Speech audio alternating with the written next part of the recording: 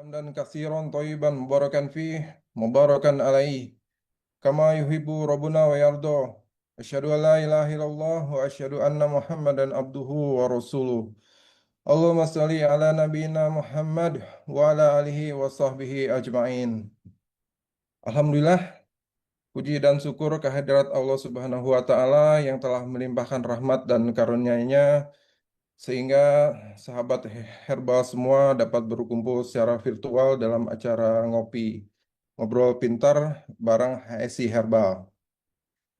Salawat serta salam semoga senantiasa tercurah kepada suri tauladan kita Nabiullah Muhammad SAW beserta para keluarga dan para sahabatnya.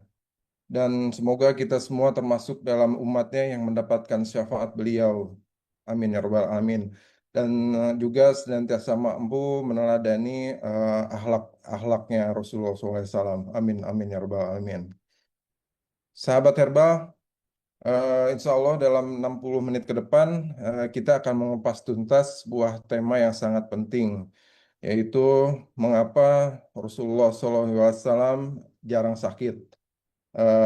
Itu seperti sebuah upaya kita ya untuk meneladani gaya hidup sehat dari suri tauladan terbaik kita insya Allah.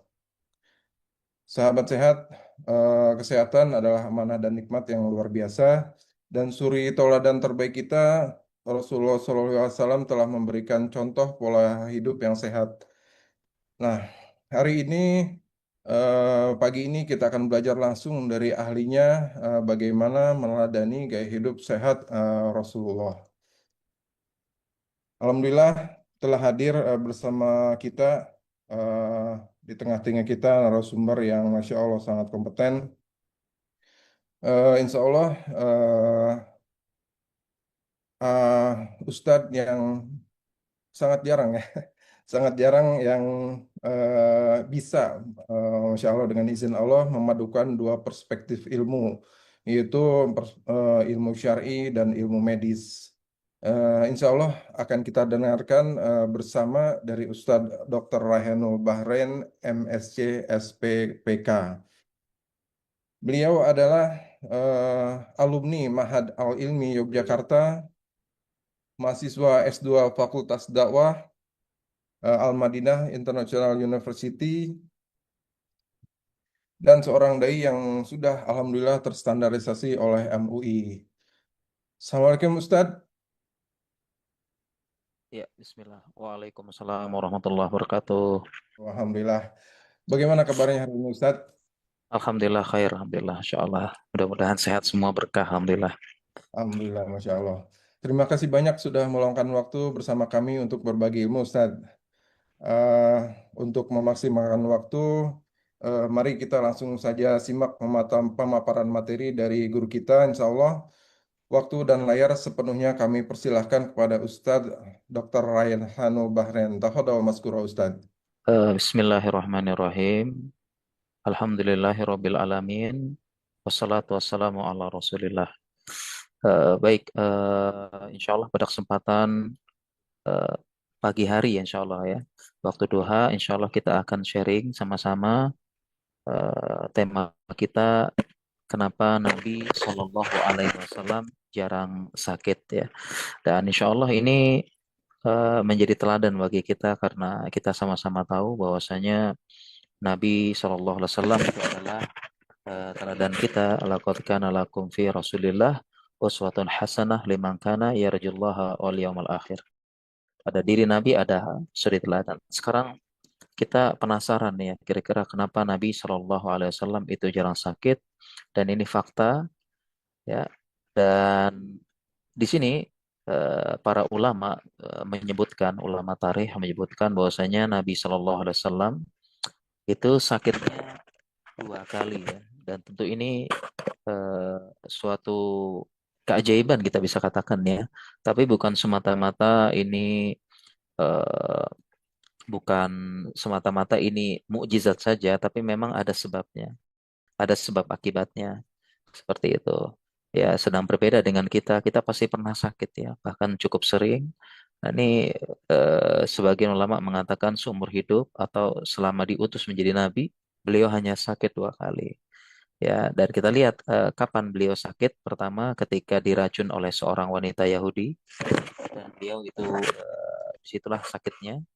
Kemudian baru menjelang akhir hayat beliau, beliau demam tinggi, dan di akhir hayat ini pun ada kaitannya dengan racun karena sakit beliau tuh semakin parah karena dampak dari diracun oleh wanita Yahudi. Dan ini berapa penjelasan di detailnya. Jadi beliau diracun, wanita Yahudi yang menghadiahkan makanan kepada beliau. Dan dalam satu hadis nanti kita bahas, Nabi Shallallahu Alaihi Wasallam itu wafat. Bahkan sebagian ulama mengatakan ini syahadah, syahid, membawa racun. Dan ini dalilnya ya, bahwasanya anna imro'atan yahudiyatan atat Rasulullah sallallahu alaihi wasallam. Seorang wanita Yahudi mendatangi Nabi sallallahu alaihi wasallam itu bisyatin masmumah dengan daging kambing yang diracun. Ya, dan Nabi sallallahu alaihi wasallam fa'akala minha. Ya, dan Nabi sallallahu alaihi wasallam pun makan bersama para sahabatnya. Dan di sini menunjukkan Nabi sallallahu alaihi wasallam tidak tahu ilmu gaib. Ya, jadi ini salah satu dalilnya nggak tahu ilmu gaib ya. Jadi kalau yang mengklaim tahu ilmu gaib, Nabi saja nggak tahu ya, kecuali yang diberitahu oleh Allah Subhanahu Wa Taala. Kemudian tiba-tiba akhirnya diketahui bahwasanya daging tersebut adalah beracun. Seperti itu, maka tidak didatangkanlah dia perempuan tersebut setelah tahu diracun, faji'a biha ila Rasulillah, didatangkan, kenapa kamu fasala an dzalika, kenapa kamu pengen ngeracuni aku? Maka kata perempuan Yahudi tersebut, aratu an aqtulak, aku pengen bunuh. Ya, jadi intinya kalau kamu benar nabi, kamu nggak akan mati katanya gitu. Ya, kemudian beliau bersabda, "Wa makan Allah yusallitaki ala dzak." Ya, dan Allah tidak membuat engkau mampu memberi kekuatan untuk seperti itu.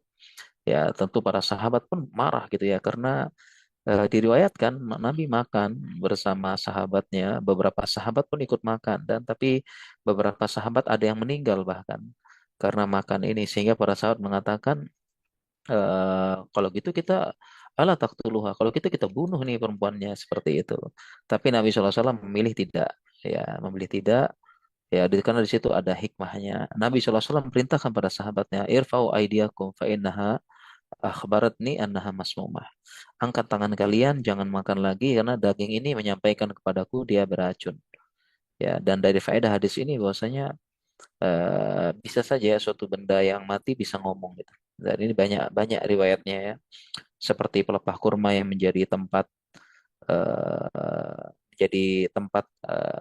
Nabi SAW menyampaikan khutbahnya, ketika disingkirkan beliau juga, pelepah kurmanya juga merasa sedih seperti itu. Ya, dan di sini disebutkan bahwasanya masih membawa sisa racun tersebut sampai meninggal. Ya, Nabi SAW mengatakan, ya Aisyah, wa ma azalu ajida alamat ta'am, ya alladhi akaltuhu bi Khaybar. Wahai Aisyah, aku senantiasa masih merasakan nyeri ya, yang aku dapatkan dari makanan beracun yang aku makan di Khaybar. Ya, dan sekarang beberapa ingkita'u abrahi min dzakasum, ya min dzalikasum, dan beberapa urat nadiku terputus karena membawa racun tersebut. Ya, jadi ada kaitannya, yang pertama ya beliau sakit yang pertama sama yang kedua. Oleh karena itu dijelaskan oleh beberapa ulama, ya qala ba'dul ulama innallaha jama'a li Rasulullah sallallahu alaihi wasallam bainal kamalat. Ya, Allah mengumpulkan berbagai macam kesempurnaan kepada Nabi. Ya, salah satunya adalah jama'alahu bainan nubuwah baina syahadah. Famata wa huwa yajidu asras sum. Ya, dan beliau dikumpulkan tentang kenabian dan syahadah, dan beliau masih mendapatkan sisa dari bekas dampak dari racun tersebut, seperti itu. Ya, kemudian yang kedua ini menjelang wafat beliau dengan demam yang cukup tinggi, ya lumayan ya, dan racun menjalar. Nah, hanya saja memang racunnya masuk ke tubuh Nabi, hanya saja tidak langsung terjadi reaksi. Ya, supaya sebenarnya sudah ada reaksi, tapi Allah tunda reaksinya supaya orang tahu bahwasanya, terutama wanita Yahudi tersebut tahu bahwasanya beliau Nabi. Allah tunda. Nah, barulah kejadian tersebut terjadi di masa akhir beliau. Ya, pengaruh racunnya itu di masa akhir hidup beliau ada pengaruh racun untuk menunjukkan bahwasanya beliau manusia. Ya, jadi sebenarnya racun tersebut itu berefek kepada tubuh beliau, hanya saja Allah menundanya, ya menunda seperti itu. Jadi dengan hikmahnya seperti itu. Ya, oke. Dan demikian Nabi SAW pun apa namanya mengatakan bahwasanya beliau masih ada sisa dari racun tersebut, dan pada saat sakit pun beliau pun apa namanya masih memikirkan, ya masih memikirkan umatnya, memikirkan hak-haknya, memikirkan kewajiban-kewajibannya, ya. Dan di sini disebutkan fi maradhihil lazi mata fi, jadi sakit yang mengantarkan kematian. Jadi ini sakit di akhir hayat beliau seperti itu, jadi dua kali ya. Dan eh, sekarang sekarang apa alasannya, kenapa bisa Nabi SAW sakit? Ya, sakitnya hanya dua kali. Ya, jawabannya adalah bukan semata-mata hanya karena sebagian ada yang mengatakan kan itu kan Nabi, ya Allah jaga mukjizat seperti itu. Ya, jadi tidak semata-mata karena itu. Ya, bukan semata-mata karena mukjizat Nabi saja. Ya, itu kan mukjizat dan sebagainya, bukan. Tetapi karena memang pola hidup beliau. Ya, pola hidup beliau yang sehat memang. Ya, beliau menempuh pola hidup sehat. Bukan semata-mata karena sebagian orang mengatakan pantesan ya karena kan nabi, karena kan mujizat. Ya tidak, karena memang beliau menjalankan pola hidup sehat yang merupakan dasar dari kesehatan seperti itu. Dan ini terbukti ya dengan kita lihat ya, tubuh nabi kuat luar biasa, kuat, tidak mudah sakit, fit, dan sehat. Ya, jadi memang beliau tubuhnya kuat, dan ini tidak bisa didapatkan hanya semata-mata ya mukjizat saja, tetap ada namanya sebab kauni, sebab syar'i. Bisa jadi sebab syar'i, penjagaan dari Allah, ada sebab kauninya. Ya beliau tempuh. Ya nanti kita bacakan ya bagaimana beliau pola makan sehat, beliau makannya sedikit, rajin puasa, kemudian olahraga, bergerak, tidur di awal malam, ya kemudian pikirannya tenang, ya pikir qanaah, tawakal. Itu semua kan dasar-dasar pola hidup sehat. Jadi bukan semata-mata karena mukjizat saja, ada sebab kauninya. Dan ini terbukti ya tubuh Nabi kuat, kuat beliau. Ya, pertama, beliau kuat menanggung sakit dan demam dua kali lipat. Ya, jadi kalau beliau itu demam, sakit dua kali lipat, dan ini menunjukkan bahwasanya beliau berat ujiannya. Jadi eh, pernah ditanya, ya Rasulullah, manhum asyadun nasi balaan. Siapa yang paling berat ujiannya? Maka Nabi mengatakan nahnu alambiya, kami para nabi, dan di antara para nabi yang paling berat ujiannya Nabi. Ya, dan Allah buat kalau Nabi sakit, ya sakitnya dua kali lipat, demamnya dua kali lipat.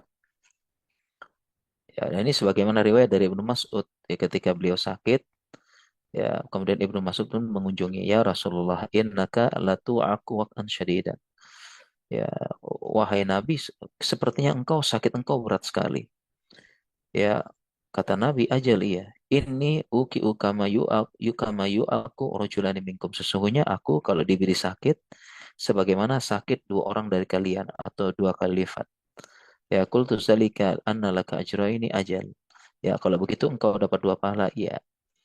Ya, jadi di riwayat yang lain, ya di riwayat yang lain, sahabat ini meletakkan tangan beliau di atas selimut Nabi, di atas selimut Nabi. Kemudian begitu ditaruh di atas selimut Nabi langsung diangkat karena panas sekali. Ya kayak megang air panas gitu. Barulah ditanya seperti ini, kok bisa? Maka Nabi mengatakan seperti ini. Ya ini aku kama aku rojulani minkum. Aku dikasih sakit sebagaimana dua orang kalian. Artinya sakit kedua kali lipat. Jadi demam beliau dua kali lipat. Ya, jadi tidak terbayangkan ya. Ini gambaran anunya ya, gambaran ringannya, gambaran kasar. Kalau kita demam ya, kita demam itu 3940. Ya, kita demam berapa? 3940 derajat. Nah, ini kalau gambaran kasarnya jadi dua kali lipat ya, mungkin ya bisa jadi 80 derajat. Nah, 80 derajat itu ya apa ya, air panas gitu ya. Airnya mau panas. Jadi itulah demamnya Nabi ya. Gambaran kasarnya ya mendekat ya 80 derajat berarti kalau 2 kali lipat. Itu kan kayak panas luar biasa seperti itu. Ya, sampai-sampai tadi sahabat menaruh ya tangan di atas selimut beliau, langsung diangkat ya karena kepanasan seperti itu. Ya, oke. Kemudian kita lihat bagaimana kuatnya tubuhnya Nabi dan ini tidak diperoleh dengan tiba-tiba datang gitu, tapi ada usaha. Pertama, beliau menang gulat ya dan jago gulat. Jadi di zaman Nabi dulu ya ada namanya sahabat namanya Rukanah bin Yazid. Ya, beliau ini salah satu yang badannya kekar, kuat tapi lincah dan belum pernah ada yang berhasil menjatuhkan beliau kalau gulat, menempelkan perutnya di tanah. Ya, jadi apa namanya? Ternyata ketika itu, nah ini ada hadisnya ya.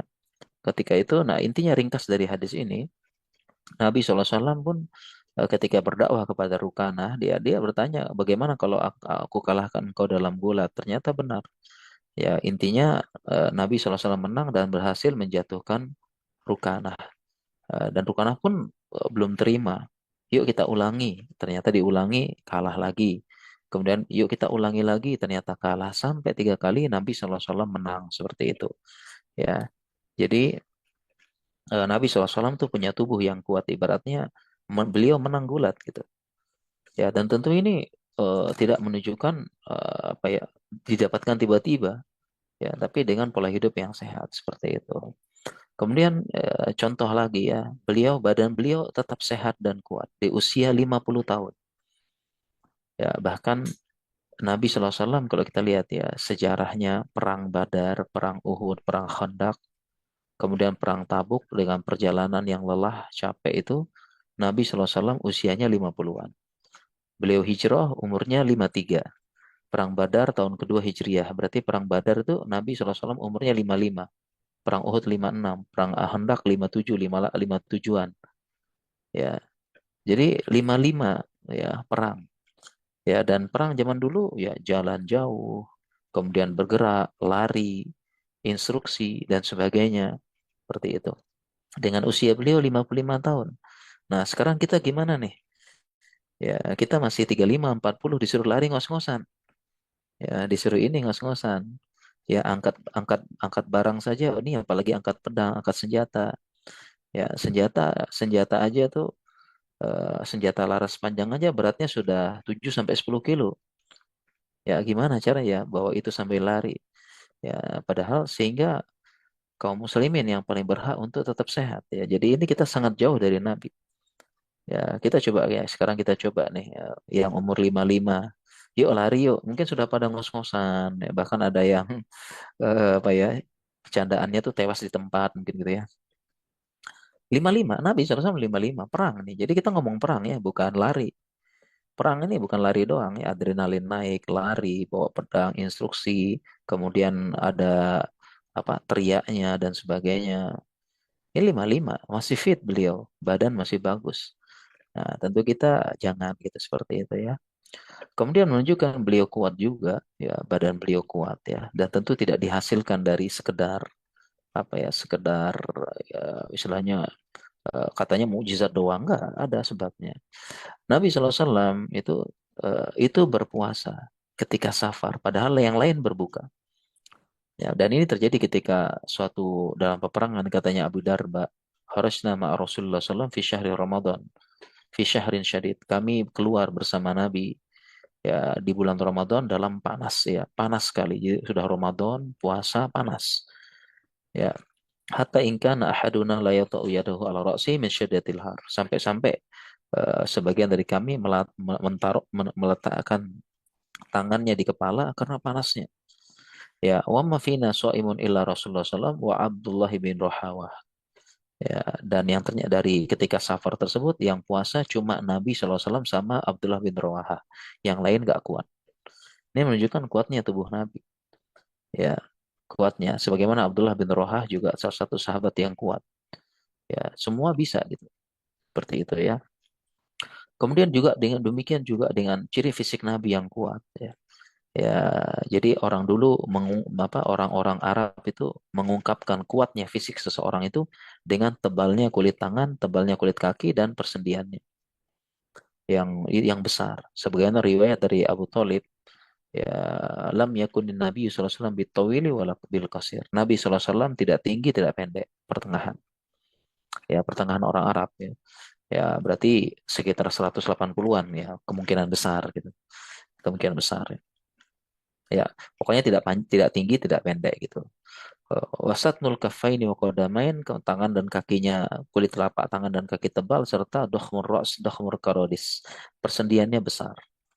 Ya, ini ungkapan ya, maksudnya ungkapan menunjukkan tubuhnya kuat, bagus. Ya, ya, dia kuat dan bagus. Ya, dan masih kuat ya, masih bagus ya, tentu tidak buncit ya. Jangan sampai kita kaum muslimin ya. Ya, sebenarnya tidak ada aib dalam buncit ya, tapi itu menunjukkan level kesehatan dan vitalitas seseorang itu kurang gitu. Ya, harusnya kita jadikan contoh Nabi ya, ya dan sebagainya seperti itu. Eh, dan apa rahasianya? Rahasia dari pola hidup sehat Nabi Sallallahu Alaihi Wasallam, jarang sakit. Jadi sekali lagi bukan semata-mata mukjizat gitu. Karena sebagian mengatakan oh pantesan mukjizat. Enggak, karena kita lihat hadis-hadis, kemudian riwayat beliau, sunnah beliau, ternyata beliau eh, pola hidup yang sehat. Ya, dan ini dengan pola hidup sehat dan dasar seperti ini, ya, yang dasar seperti ini, eh, maka bisa menyebabkan seseorang terhindar dari berbagai macam penyakit. Dan di sini saya telah menyusun buku e-book. Nah, ini e-booknya gratis ya, bisa dibaca. Nanti saya kirim ke panitia ya. Ini e-booknya gratis, bahkan ini kita cetak bagikan gratis ya. Tapi namanya buku gratis cepat habis ya. Ini ada 4 pola hidup dasar kesehatan.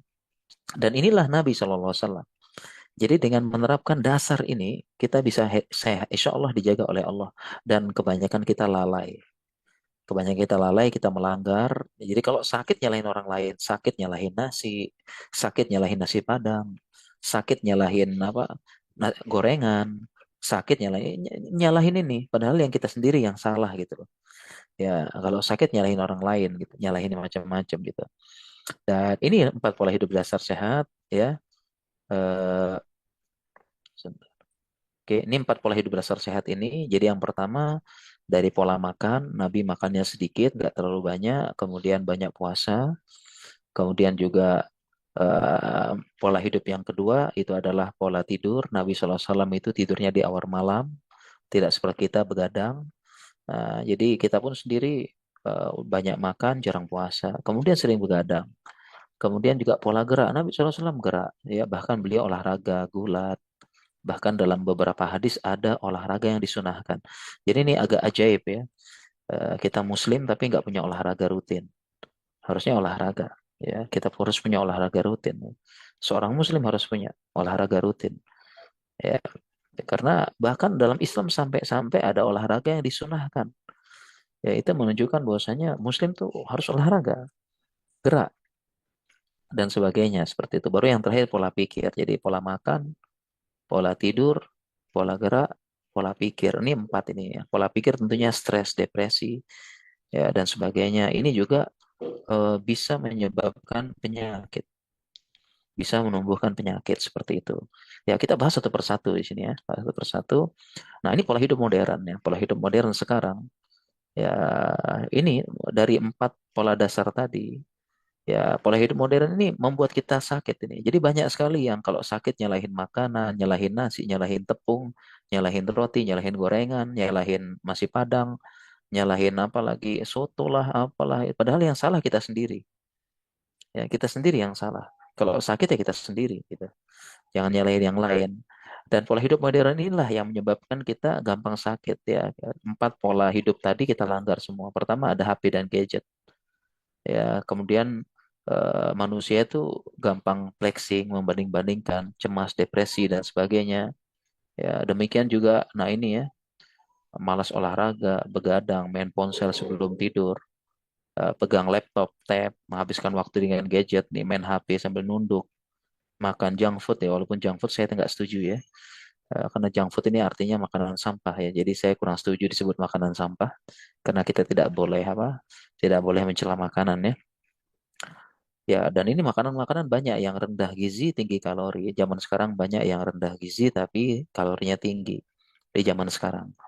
Ya, maka dari sinilah kita walaupun makannya sedikit tapi seolah-olah makannya banyak.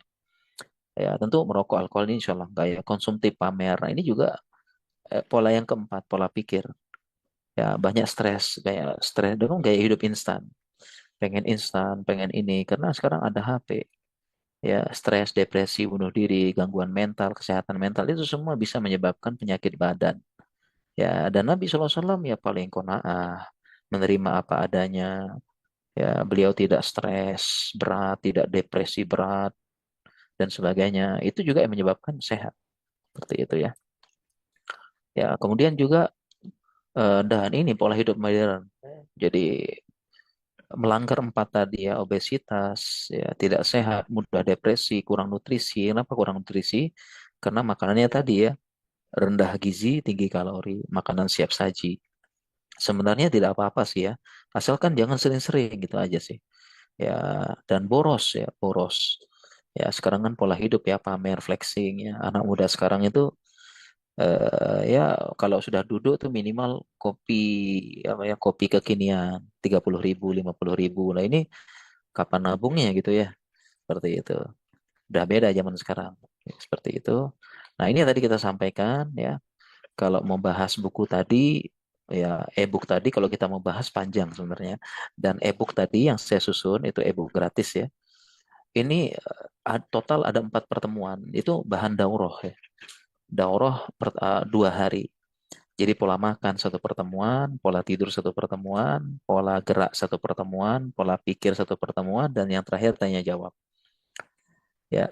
Nah, oleh karena itu saya akan baca sekilas aja dan harapannya kita perbanyak diskusi sama tanya jawab nih. Kayaknya lebih seru ya diskusi sama tanya jawab terkait dengan 4 pola ini dan bagaimana ini semua pola hidup Nabi Shallallahu Alaihi Wasallam.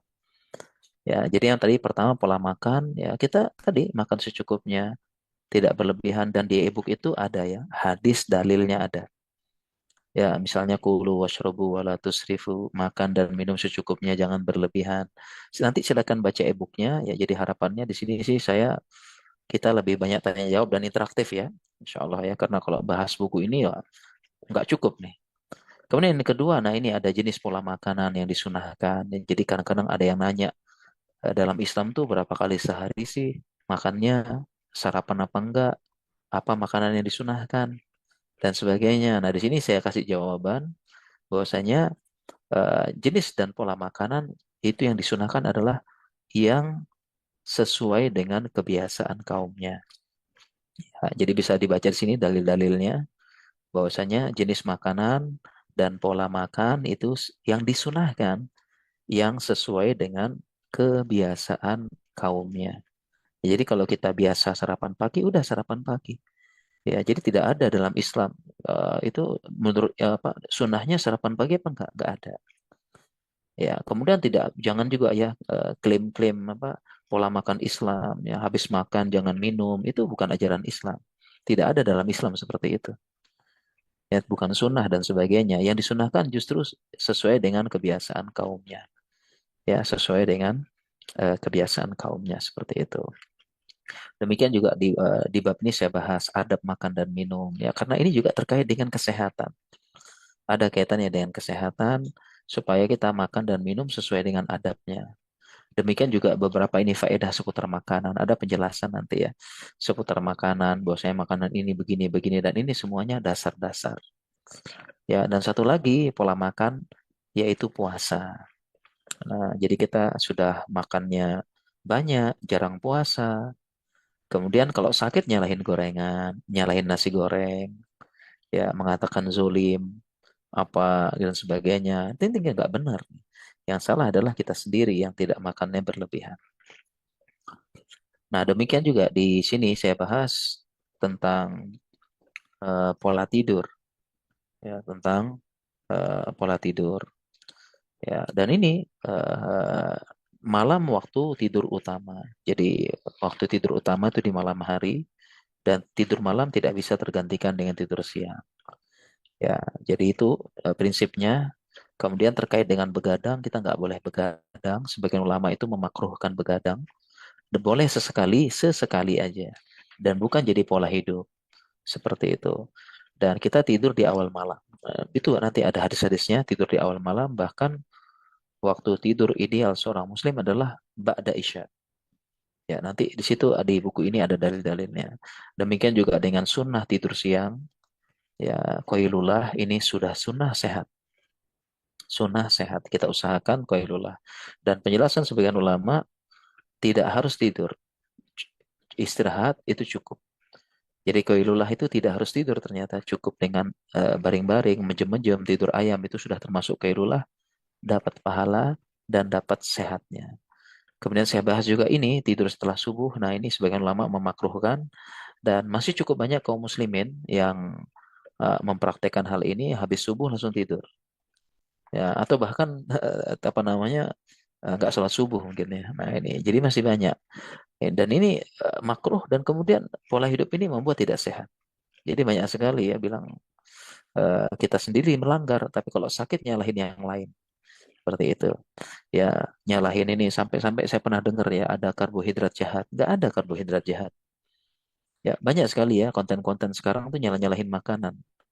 Ya, bilang ada karbohidrat jahat, atau ini kolesterol apa. Enggak, itu kita sendiri yang salah.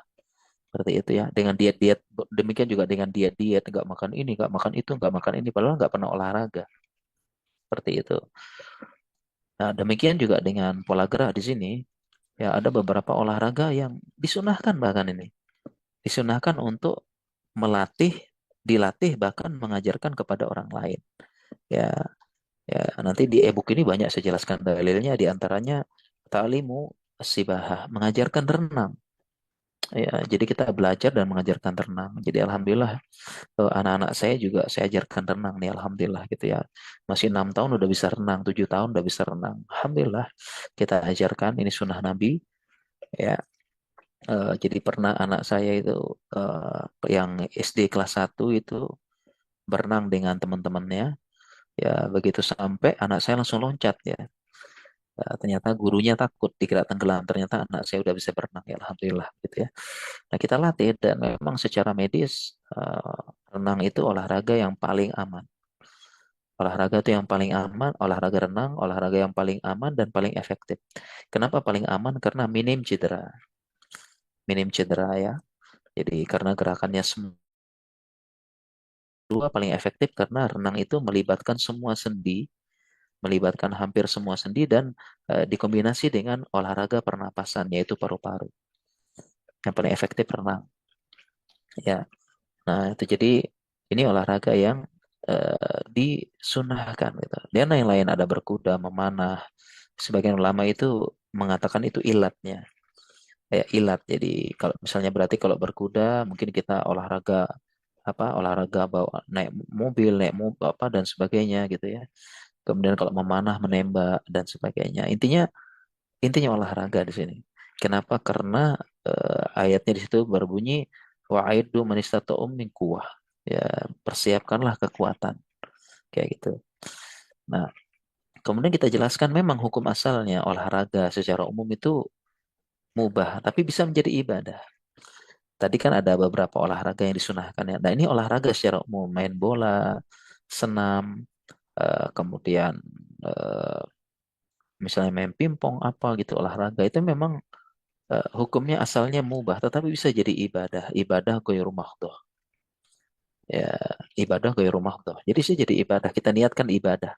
Yang disebut dengan ibadah ghairu mahdhah karena disebutkan al-wasailu laha ahkamul maqasid. Jadi wasilah bisa sesuai dengan hukum tujuan seperti itu. Ya, sesuai dengan hukum hukum tujuan. Ya, jadi kalau memang tujuannya itu adalah untuk kita sehat supaya bisa ibadah, ya apalagi apa namanya eh, ada ibadah yang membutuhkan tenaga, vitalitas yaitu ibadah haji dan umroh. Nah, ibadah haji dan umroh itu butuh energi. Jadi pengalaman saya membimbing banyak yang ngedrop bahkan sakit itu karena nggak biasa olahraga, terutama nggak biasa jalan. Jadi kita niatkan ibadah, kita niatkan jalan, olahraga supaya nanti kalau dapat panggilan dari Allah, haji dan umroh kita fit. Jangan sampai di sana malah sakit gitu. Nah, demikian juga saya bahas olahraga di malam hari. Kemudian juga saya bahas syarat olahraga dan permainan. Ya, banyak yang nanya main bola, main apa? Ada. Boleh, tapi ada syaratnya. Ya, misalnya nggak boleh buka aurat dan sebagainya. Seperti itu. Demikian juga dengan pola yang keempat, ya, yaitu pola pikir.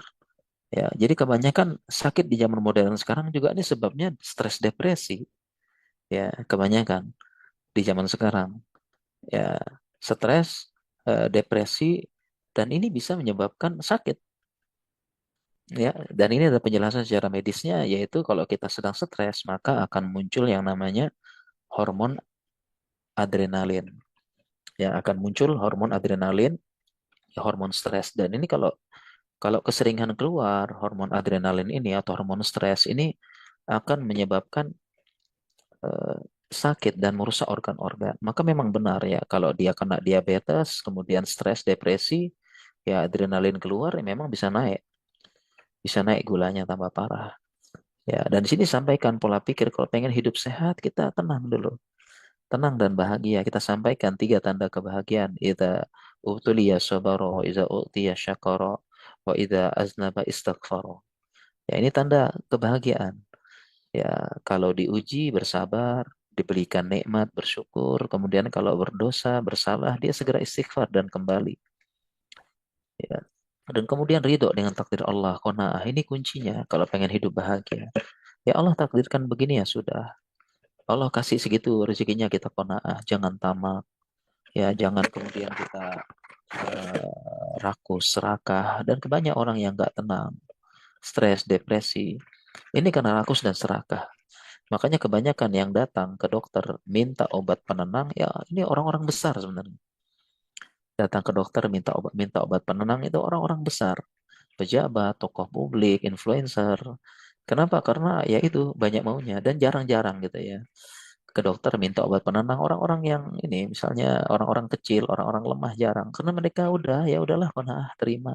Dapatnya segitu, mampunya segitu ya sudah, nggak usah dipaksakan. Kita cari jalan halal saja kan gitu.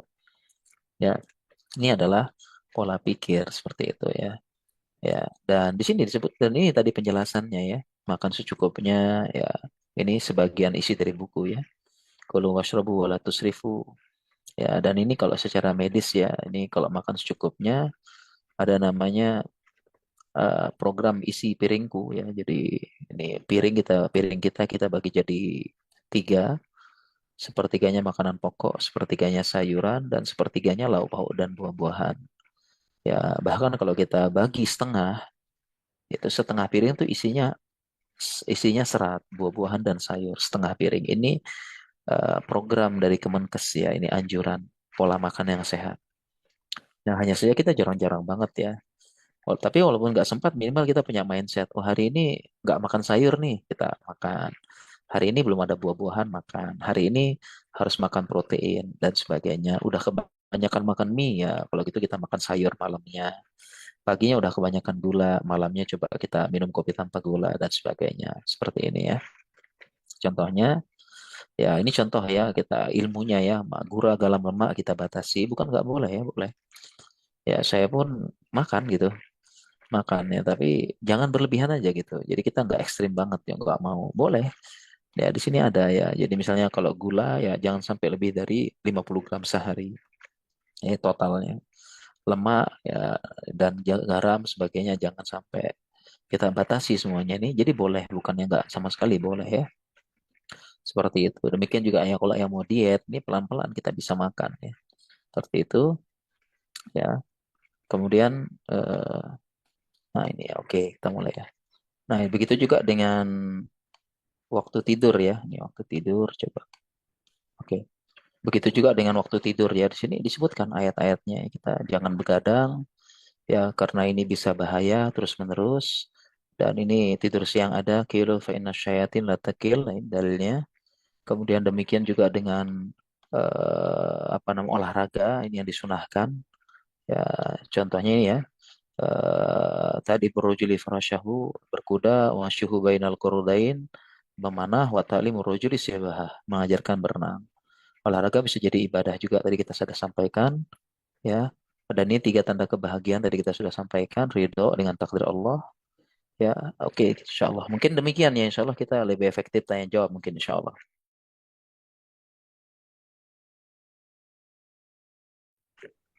Masya Allah. Jazakallah khairan Ustadz atas pemaparan yang sangat mencerahkan sekali. Anak pribadi banyak disinggung dalam hal ini, Masya Allah. Ya. Eh, Sahabat sehat, kita akan masuk sesi tanya jawab. Bagi yang ingin bertanya, tafadhol. Bagi Ikhwan bisa langsung raise hand untuk Ahwat, bisa direct chat ke host Zoom kami. Mohon pertanyaannya dibuat singkat, jelas, dan sesuai tema ya. Eh, Sambil memberikan kesempatan untuk sahabat herbal untuk bertanya, eh, ada tayangan sedikit dari HSI Herbal berikut ini. Produk-produk HSI Herbal terbuat dari bahan alami dan kualitas prima yang terjaga mutunya. HSI Herbal telah melahirkan 6 produk tinggi manfaat untuk kesehatan Anda dan keluarga. 1. Habbatu Fit, minyak habatus sauda, telah terbukti khasiatnya untuk kesehatan. 2. Auladi Fit for Kids, hasil dari formulasi madu murni pilihan dan ekstrak herbal terstandar dengan manfaat utama menambah nafsu makan anak. 3. Hayafit, madu probiotik, madu yang diperkaya dengan bakteri baik, menawarkan manfaat kesehatan untuk pencernaan dan kulit Anda. 4. Madu Ahsan, madu herbal untuk vitalitas dan kesuburan pria dewasa. 5. Madu Jauzah, madu penyubur kandungan wanita, atasi berbagai macam keluhan kewanitaan. 6.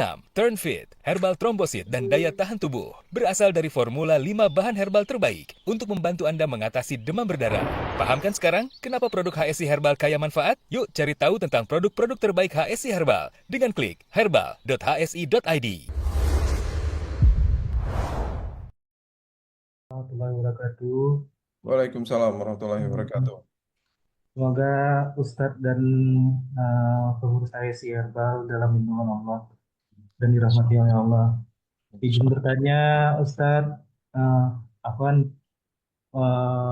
ini kemarin istri Anda kan sempat dibawa ke IGD 3 kali itu ternyata dari pihak IGD itu coba cek ke penyakit dalam, siapa tahu ada penyakit yang lain. Paling keluhan istri itu dia asam lambung. Tapi kan dikasih obat asam lambung tidak mereda udah 3 kali GGD. Terus setelah diperiksa ke dokter penyakit dalam ternyata itu ada batu empedu yang terbaca di USG itu ada sekitar 5. Nah, eh, dokter ngasih pilihan itu operasi atau dengan pengobatan. Tapi kalau pengobatan lewat obat itu waktunya panjang, sekitar 2 tahunan. Nah, yang ingin saya tanyakan, kan 2 pilihan dokter itu kan pasti ada resikonya. Operasi kan diangkat empedunya, dan pengobatan pengobatan pun lama dia 2 tahun. Ada nggak solusi herbal yang bisa saya tempuh untuk ikhtiar menyembuhkan penyakit istri saya? Mungkin itu aja. Jazakallah khairan. Assalamualaikum warahmatullahi wabarakatuh. Iya baik ya. Kalau terkait dengan solusi herbal, mungkin saya tidak bisa beri jawaban ya, karena bisa tanya sama ahli herbal ya. Dan pengobatan itu bisa dicoba ya, bisa dicoba karena eh, pengobatan dari kedokteran modern bukan satu-satunya ya, bukan satu-satunya pengobatan bisa dicoba. Yang penting orangnya kompeten, eh, orangnya juga punya ilmu dan sudah terbukti ya bisa bisa meredakan kayak gitu. Kalau bertanya herbal saya bukan ahlinya. Jadi fas'alu ala dzikri in kuntum la ta'lamun. Jadi tanya kepada ahlinya. Nah, kalau terkait dengan itu memang kalau batu empedu tergantung ukuran dan jumlah ya. Jadi kalau ukurannya sudah besar sekali memang ya paling efektif kita ambil dan kita keluarkan. Ya, karena kalau pakai obat memang pelan-pelan seperti itu. Ya, karena kalau memang kerusakannya mekanik, caranya mekanik juga gitu. Ya, karena kalau kerusakannya mekanik ya, misalnya contoh misalnya mobil rusak gitu. Ya, ya, kalau rusak ya mau nggak mau kita bongkar, kita perbaiki selesai gitu. Nah, sini juga sebagaimana ada batu, ya kalau mau cepet memang dioperasi dibongkar batunya seperti itu ya. Jadi dan ini di apa loh dijalani oleh bibi saya juga sama yaitu dioperasi alhamdulillah sampai sekarang dan besar-besar batunya dikeluarkan alhamdulillah sekarang masih sehat alhamdulillah. Hmm. Ya mungkin demikian. Afwan Ustaz, itu nanti kalau misalnya diangkat empedunya itu eh, apa nggak ada masalah? Soalnya kan empedu kan bagian dari itu, bukan pasti ada fungsinya dia. Ya, itu kalau batunya doang yang diambil. Oh, bukan empedunya yang diangkat. Bukan, bukan. Kalau memang batunya aja diambil. Oh, batunya aja yang diambil ya Iya, Ustaz. iya batunya aja. Oh. Kemarin saya nangkapnya kemarin pas dokter ngomong itu empedunya diangkat, soalnya Ya, udah banyak katanya. coba tanya baik-baik ya, dikomunikasikan. Kalau memang ini ya batunya aja diangkat. Kecuali kalau mungkin ada penyakit yang lain mungkin ya, mungkin ada masa di empedunya atau apa mungkin bisa jadi. Hmm. Ya, bisa Itu jadi ya. eh, kan selama ini kan keluarnya kan asam lambung, Ustaz. Itu Ada apa? pengaruh. Ada pengaruhnya karena empedu salah satu enzim yang Hmm. salah satu organ yang memproduksi enzim dan enzimnya itu dikirim ke sistem pencernaan. Oh, iya iya iya. Baiklah, Tat. Jazakallah khairan. Terima kasih. Assalamualaikum. Baik, terima kasih Ustadz atas jawaban pertanyaannya. Eh, Kali ini akan Anda bacakan dari Ahwat, dari Wita, NIP ART 201 29071. Nah, ini pertanyaan yang sebenarnya apa namanya biasa ya, tapi luar biasa nih harusnya. Bagaimana cara menumbuhkan semangat untuk berolahraga dalam keluarga? Anggota keluarga merasa sehat karena alhamdulillah jarang sakit, tapi kurang olahraga. Jadi vitalitasnya tuh kurang sebenarnya Ustaz gitu. Jazakumullah khairan atas penjelasannya. Iya baik ya. Terkait dengan olahraga ya, mungkin yang bikin kita kurang semangat olahraga itu mungkin karena kita olahraganya sendiri. Makanya salah satu cara supaya semangat tuh kita gabung komunitas. Kalau olahraganya bareng-bareng gitu kita semangat ya, kita semangat insya Allah. Jadi solusinya biar semangat tuh gabung komunitas memang. Ya, contoh aja misalnya kita kita pagi-pagi mau lari, larinya sendiri lemes. Tapi kalau larinya bareng-bareng itu insya Allah semangat. Jadi salah satu cara kita gabung dengan komunitas ya dan begitulah secara umum psikologi secara umum ya kalau pengen semangat gabung dengan yang sejenis gitu ya seperti itu ya sebagaimana beragama pengen semangat ya kita bergabung kita kumpulnya dengan yang beragama gitu seperti itu ya nam innal arwaha junudun mujannadah karena jiwa itu sebagaimana pasukan tentara dan pasukan burung ya dia akan berkumpul sesuai dengan yang sejenis ya pengen semangat mungkin seperti itu insya Allah. Oh, Masya Allah. Itu eh, tips buat anak juga sih untuk bisa bisa berolahraga ya. Iya insya Allah. Insya Allah. Apa namanya? eh, Sekarang giliran Ikhwan lagi. Silakan yang sudah raise hand. Eh, yang kedua tadi siapa? Mohon dibuka saja open mic-nya. Tapi pertanyaannya mohon sesuai tema ya, teman-teman semua. Baik. Assalamualaikum warahmatullahi wabarakatuh. Waalaikumsalam Warahmatullahi wabarakatuh. warahmatullahi wabarakatuh. Hayakumullah saya barakallah. Alhamdulillah. Alhamdulillah. Fadal. Saya sebagai itu praktisi eh, pengobatan atau artinya AMK Masar Umum. Cuman saya tanyakan ini Ustaz. Eh, kita dalam pola hidup itu tidak boleh berlebihan. Kemudian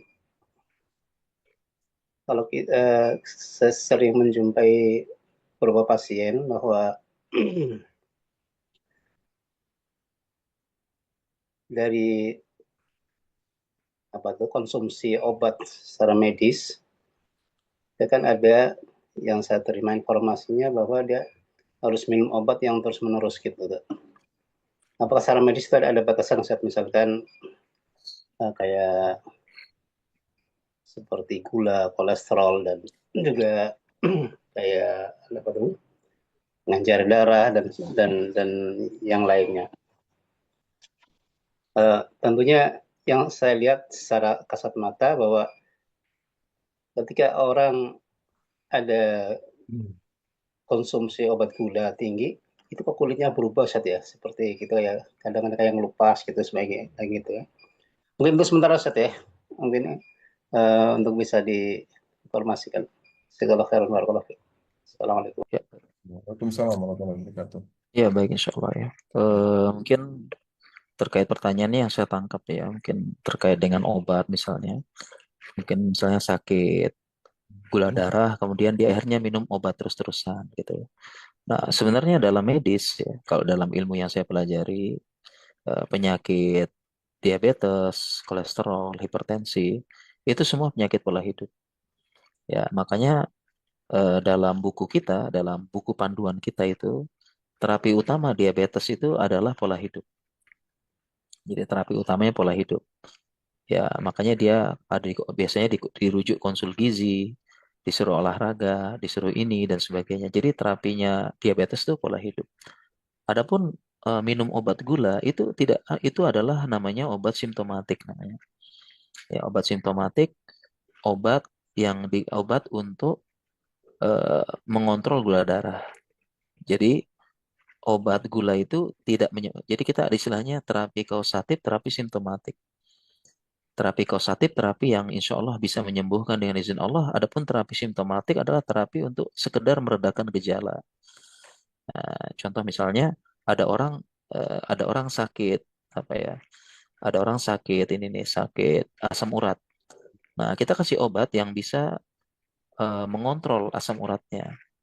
Ya, dan tentunya pengobatannya pola hidup ya. Jadi dia harus mengurangi makan makanan yang tinggi tinggi apa? Tinggi purin. Dan kemudian kita kasih obat anti nyeri juga. Nah, obat anti nyeri ini adalah obat simptomatik. Jadi dia sekedar meredakan gejala tapi tidak menyembuhkan supaya dia kualitas hidupnya naik. Nah, sama juga kayak obat gula yang kita sering resepkan itu tidak menyembuhkan tapi sekedar menurunkan, mengontrol gula darahnya. Dan itu percuma apabila minum obat gula tapi makannya banyak juga percuma. Makanya edukasinya adalah eh, caranya adalah mengontrol pola hidup. Nah, selama dia bisa mengontrol pola hidup, maka nggak usah lagi minum obat gula. Nah, masalahnya yang datang ke dokter itu gulanya tinggi-tinggi gitu. Pas datang itu sudah tinggi-tinggi, kita cek 300, 400 ya kita pasti resepkan obat untuk nurunin sekaligus kita edukasi. Ya, kita edukasi. Kok setiap dokter dikasih obat? Ya iya, karena dia datangnya sudah ada gejala. Sudah sakit. Kalau dia nggak sakit, nggak ke dokter kan gitu. Kalau dia nggak sakit, nggak ke dokter. Ya, nanti sakit baru ke dokter. Nah, pasti kita kasih obat untuk nurunin gula. Ya, sekaligus kita edukasi. Ini ngobatin diabetes ini, obat utamanya pola hidup. Percuma minum obat kontrol gula, tapi makannya masih banyak. Percuma itu. Seperti itu. Itulah kenapa di masyarakat itu setiap ke dokter kok dikasih obat terus ya iya gitu.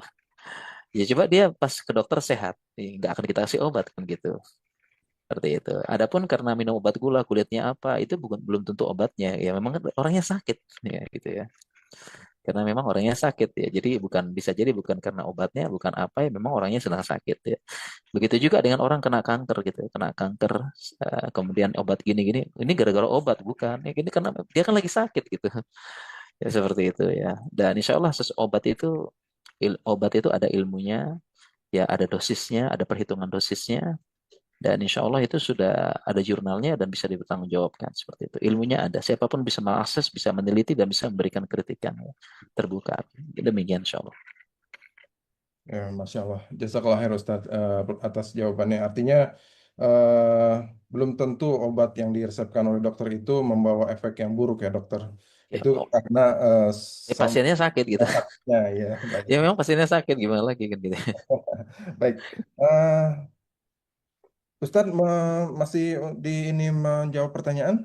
Ya bisa mungkin satu dua lagi ya. Udah sini udah jam 12 soalnya. Oke, Masya Allah.